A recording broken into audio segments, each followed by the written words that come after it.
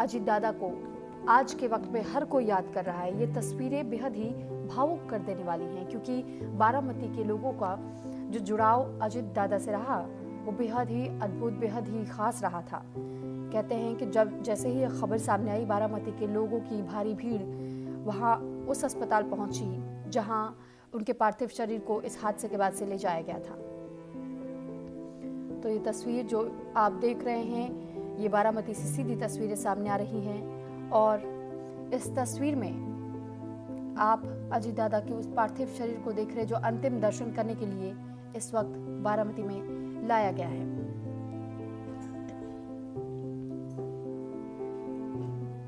तो ये तस्वीर महाराष्ट्र के बारामती से सामने आ रही है। आपको याद होगा बीते कल ही ये बेहद दुखद खबर सामने आई थी जब अजित पवार की निधन की खबर ब्रेक हुई। सुबह 8:45 का वो वक्त जिसने हर किसी की आंखों को नम कर दिया, खासतौर पर महाराष्ट्र के राजनीतिक गलियारों में, सियासतदानों के बीच भी। और हमने वो तस्वीर भी देखी जैसे ही परिवार को इस बात की खबर मिली, बेहद भावुक, बेहद गमगीन पूरा परिवार नजर आया। उनकी आंखों से आंसू लगातार छलकते रहे।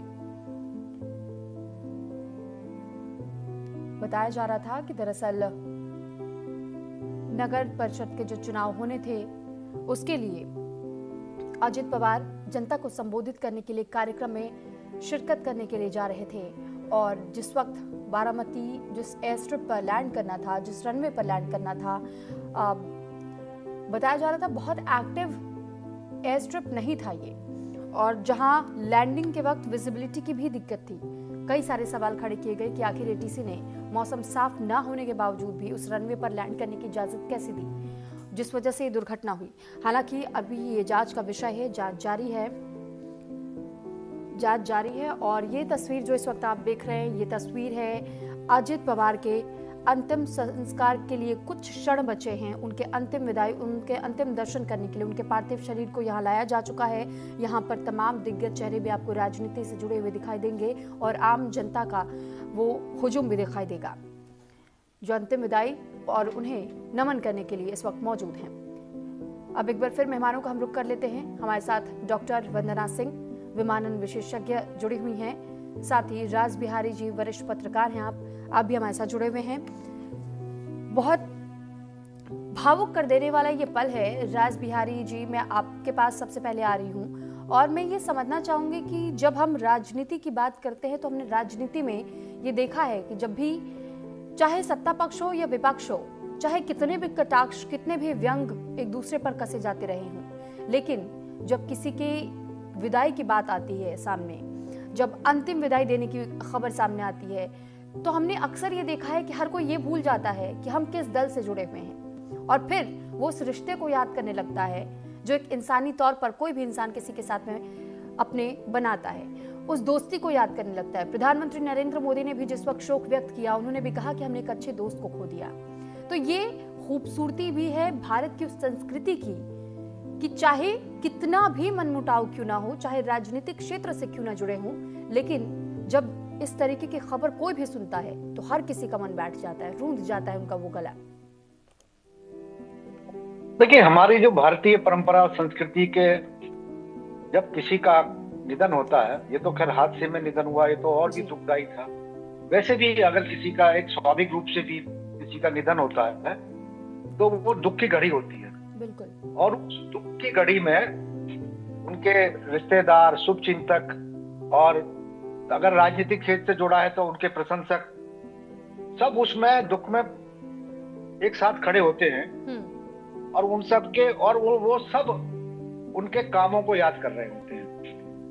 अगर आप देखेंगे तो हालांकि अभी अगर आप देखेंगे पूरे राजनीतिक घटनाक्रम पर कि उनकी राजनीति को लेकर एक दो दलों ने राजनीति भी की, साजिश बताया, जबकि शरद पवार कह रहे नहीं, साजिश नहीं, हादसा है। खैर ये तो जांच का विषय है, लेकिन जिस तरह से ममता बनर्जी ने मांग रखी कि सुप्रीम कोर्ट की निगरानी में किया जाए, हमें किसी भी जांच एजेंसी पर विश्वास नहीं है, तो इस तरह की भी राजनीति हुई है जी।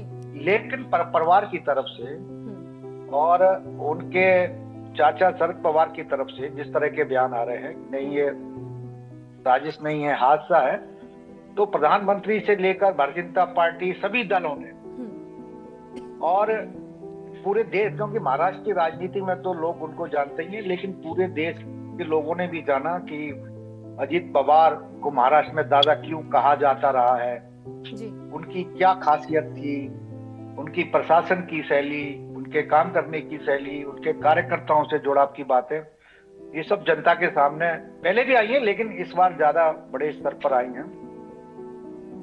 लेकिन सभी ने, चाहे कोई किसी पार्टी से हो, इस दुखद हादसे पर सभी ने बहुत दुख व्यक्त किया है और ये वास्तव में बहुत बड़े दुख की एक घड़ी भी है। ठीक है सर, मैं लौट रही हूँ आपके पास। एक बार फिर सीधी तस्वीरें सामने आ रही हैं, एक बार अपने दर्शकों को ये तस्वीरें जरा दिखा दे। ये वाकई में बहुत ही गमगीन कर देने वाला लम्हा, बहुत भावुक पल।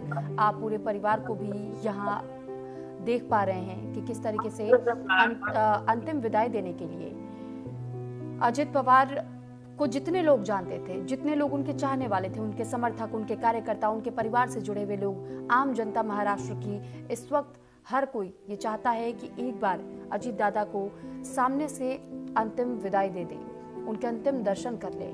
फिलहाल ये जो तस्वीरें आप देख रहे हैं, ये अंतिम संस्कार के पहले की, क्योंकि भारतीय संस्कार और भारतीय परंपरा के अनुसार कुछ अनुष्ठान होते हैं, कुछ विधि विधान तरीके से ये पूरी जो प्रक्रिया है उसको निभाई जाती है। और आपने कर्मकांड के बारे में सुना होगा, और उन्हीं कर्मकांडों में से एक ये अंतिम दौर का लम्हा होता है जब किसी को हम अंतिम विदाई देते हैं बेहद भावुक मन के साथ में। ये वही तस्वीरें इस वक्त हम आपको दिखा रहे हैं, जहां पर इस वक्त पूरा परिवार किस तरह सबके समक्ष मौजूद है। और महाराष्ट्र के डिप्टी सीएम अजित पवार का अब से कुछ देर में राजकीय सम्मान के साथ में अंतिम संस्कार कर दिया जाएगा। आखिरी यात्रा जिस दौरान शुरू हुई, उनकी आखिरी यात्रा में शामिल होने के लिए हजारों लोग पहुंचे। बारामती को जोड़ने वाली सड़कों पर कई जगह तक जाम की स्थिति भी इस दौरान देखने को मिली। ये हुजूम ये बताता है कि अजित दादा कितने लोकप्रिय वहां की जनता के बीच में रहे। अजित की आखिरी झलक देखने के लिए उनके समर्थक पैदल, मोटरसाइकिल, ट्रैक्टर से भी पहुंचे। दूर दराज से लोग यहाँ पहुंचे।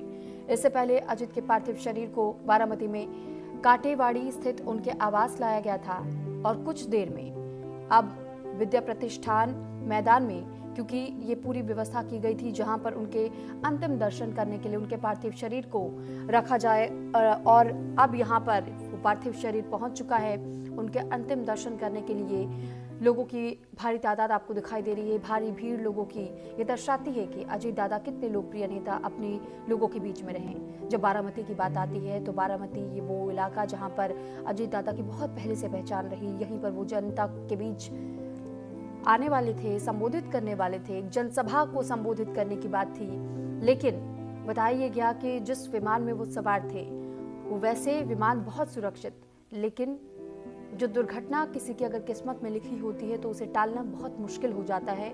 और वो तस्वीर इस दौरान हमने देखी कि किस तरीके से कोशिश की गई, पायलट की ओर से भी ये प्रयास किया गया कि सुरक्षित विमान को लैंड करवाया जा सके, लेकिन विजिबिलिटी न मिल पाने की वजह से, विजिबिलिटी बहुत कम बताई जा रही थी, महज 2000 मीटर के आसपास की सिर्फ विजिबिलिटी थी, जिस वजह से लैंडिंग करने में बहुत समस्या हुई।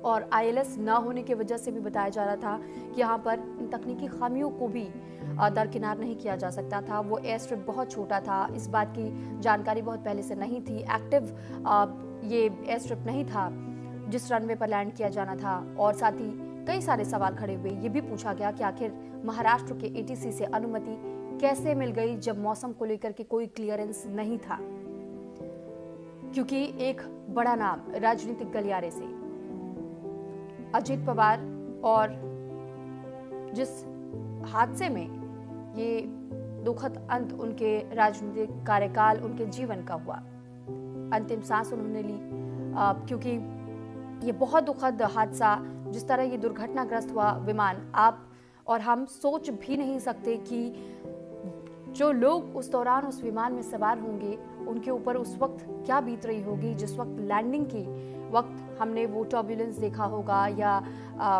जो तस्वीरें रही, क्योंकि कहा जा रहा है कि पायलट की ओर से मेडे का कॉल दिया गया था, लेकिन जिस वक्त मेडे का कॉल दिया गया उसके कुछ ही सेकंड्स में विमान क्रैश हो गया। तो अब ये तस्वीरें उनके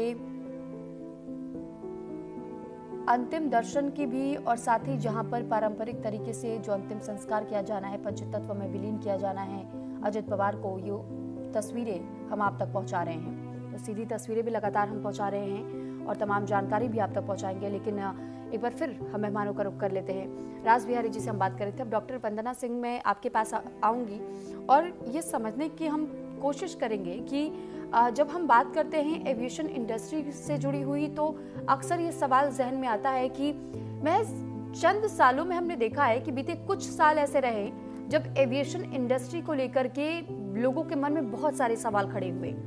सिक्योरिटी लैप्स इतना क्यों हो रहा है मैम?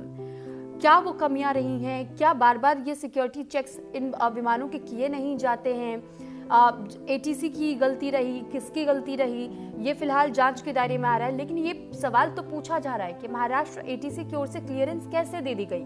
मौसम की जानकारी रडार सिस्टम पे तो भापा जा सकता है।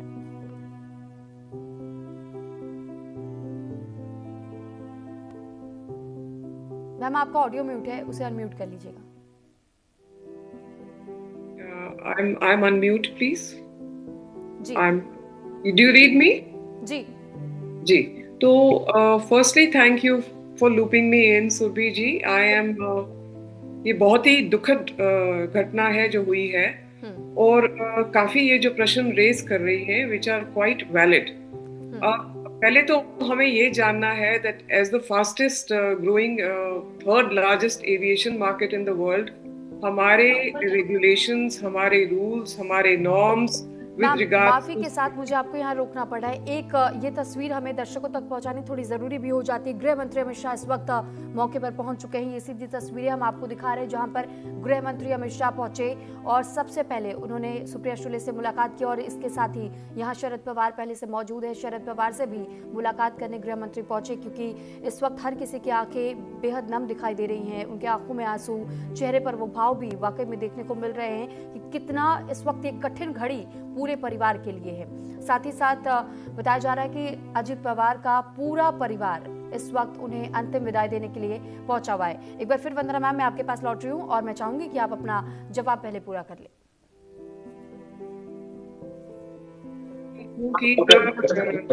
As the fastest growing third largest aviation market in the world, अब हमारे कंट्री के चेक्स हैं, रेगुलेशंस हैं, जो नॉर्म्स हैं, वो थोड़े बदलने चाहिए। We have to be more disciplined when it comes to safety checks and security checks on equipment. ये जो जहाज था ये बिल्कुल क्लियर था। Learjet 45 बहुत अच्छा जेट माना जाता है। काफी VIPs एंड डिग्निटरीज को फ्लाई अराउंड करा जाता है, काफी मीटिंग्स के लिए, काफी रैलीज के लिए, all of that it is used. अब बात यहाँ पे खड़ी होती है, जो दूसरी खड़ी होती है, of course AAIB is investigating it, that this was a table top runway जो स्लाइटली एलिवेटेड होती है, और ऑब्वियसली इधर कोई इंस्ट्रूमेंट लैंडिंग सिस्टम नहीं था जो कि टेरेन कोलिजन या कोई ऐसी चीज से हमको बचाए और एयरक्राफ्ट को ठीक से गाइड करे। तो डेफिनेटली जब पॉइंटर जो जा रहा है वो विजिबिलिटी की तरफ जा रहा है, कि उस समय एज राइटफुली सेड जब पायलट इन कमांड ने नेगेटिव बोल दिया था विजिबिलिटी को, then why was there a second turnaround? Why was a second sequence attempted? And why did it not give a read back sign? There was no read back sign. Read back sign ना देना बहुत disastrous माना जाता है. It could mean any kind of